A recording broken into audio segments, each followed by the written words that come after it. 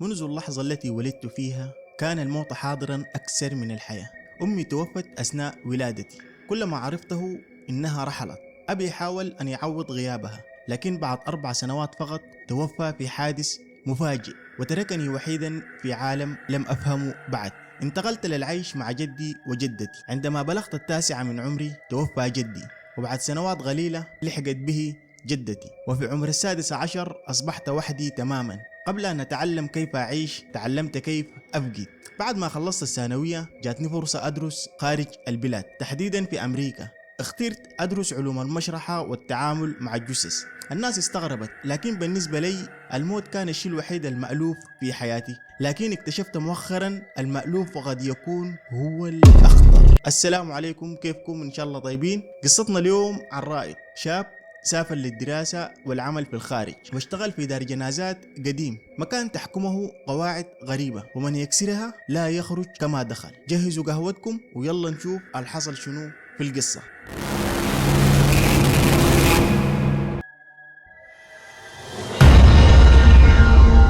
بعد انتهاء دراستي دفعتني الحاجة والغربة إلى العمل في دار جنازات صغير في منطقة تقع شمال ولاية نيويورك. الدار كانت قديمة شديد، بيت عمره أكثر من 100 سنة، لونه غامق محاط بسور حديد. السكان في الحي كان بيقولوا إنه الدار ده مسكون. ضحكت في سري، قلت دي خرافات ساكت. صاحب دار الجنازات اسمه سيمون. أول ما فتح الباب حسيت بشيء غريب، صوته هادي وعيونه سابدة كأنها ما بترمش. دخلني البيت وراني صور معلقة على الجدار، كلها كانت صور جنازات. كان بيتكلم عنهم بفخر كأنها مناسبات سعيدة. عرض علي شغل وراتب سنوي وسكن في الدور الثاني. قال لي المكان ده دايما محتاج شخص يعرف يتعامل مع الموتى، أو بالأصح مع الجثث. وافقت، وما كنت أعلم إنه المكان ما يحتاج من يتعامل مع الجثث، بل يحتاج من ينجو منها.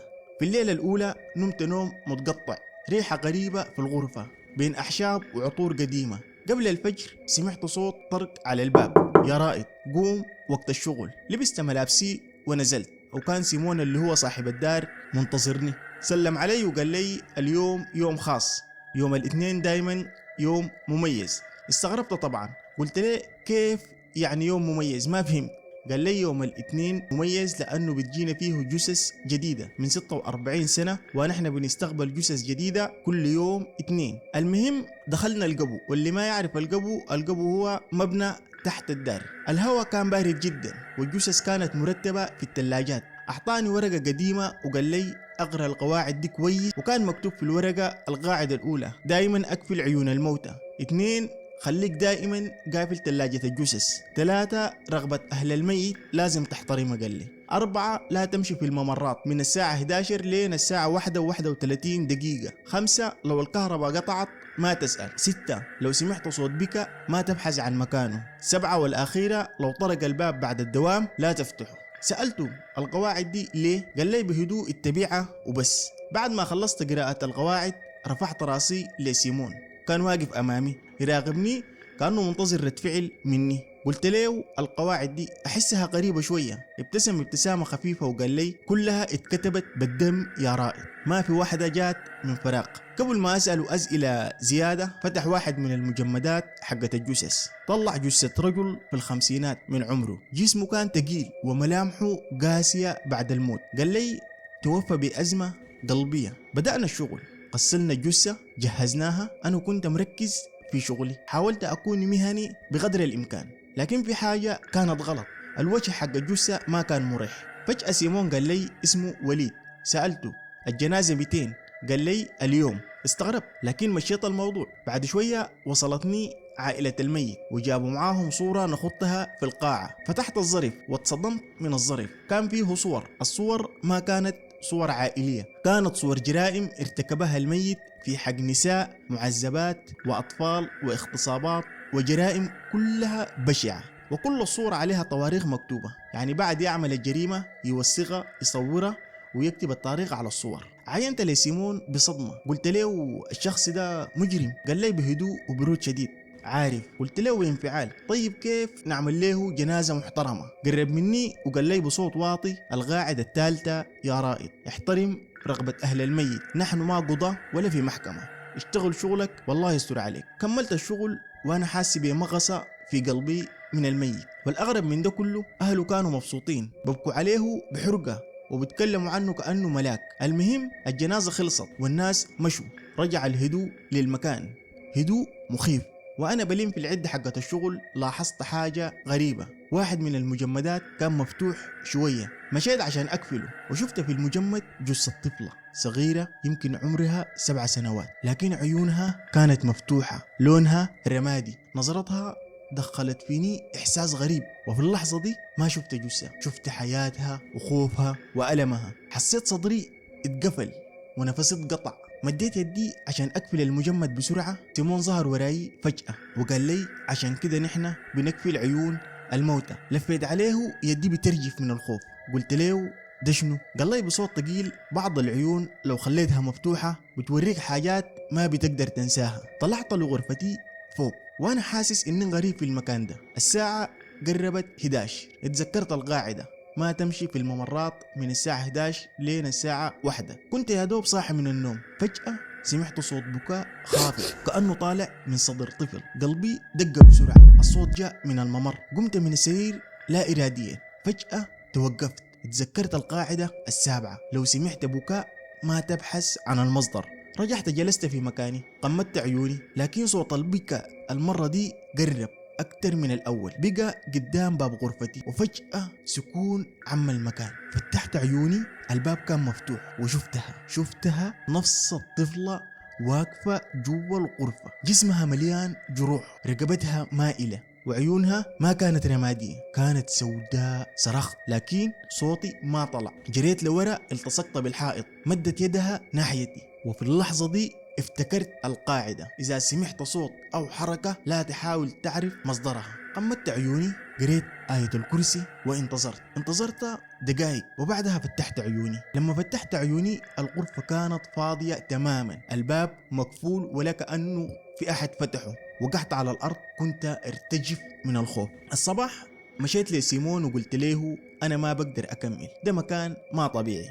سمعني بهدوء وبعدين قال لي تعال لازم أحكي لك. قعدنا في الصالة وقال لي المكان ده بوابة في كائنات اسمها العالقين، لا هم أحياء ولا هم أموات، محبوسين بين العالمين. قلت له بخوف والطفلة؟ قال لي الطفلة كانت اختبار. قلت له ولو فشلت؟ نظر لي نظرة طويلة وقال لي كان أخدوك ما يستوعب. سكت مسافة وبعدين قلت له ولو التزمت بالقواعد؟ ابتسم ابتسامة خفيفة وقال لي أنا عمري 166 سنة ولسه حي. وسكت ثم قال لي تاريخ ميلاده 14 يونيو 1853. بعد ما قال سيمون تاريخ ميلاده ما قدرت يتكلم. 166 سنة قالها كأنها رقم عادي. سألت بصوت مبحوح انت انسان؟ ضحك ضحكة قصيرة وقال لي كنت. سكت شوية وبعدين وقف وقال لي اليوم ده ما انتهى ولسه في شغل. المهم انا مشيت وراه وانا حاسس اني مربوط بالمكان ده، كأني فقدت حقي في الاختيار. نزلنا القبو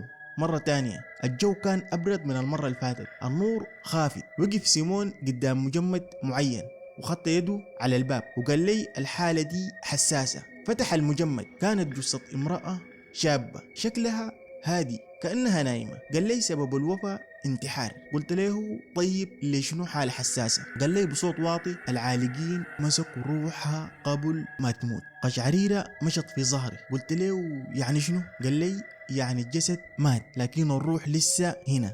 أثناء ما بنتكلم سمعنا صوت عظام وفجأة أصابع يدها اتحركت. تراجعت للخلف بخوف. سيمون صرخ أقفل المجمد سريع. مديت يدي بسرعة لكن في اللحظة دي شفت عيونها كانت مفتوحة. نسيت نفسي في دلوقتي ونسيت القاعدة الأولى. ثبت عيوني في عيونها وفي ثانية واحدة شفت كل شيء.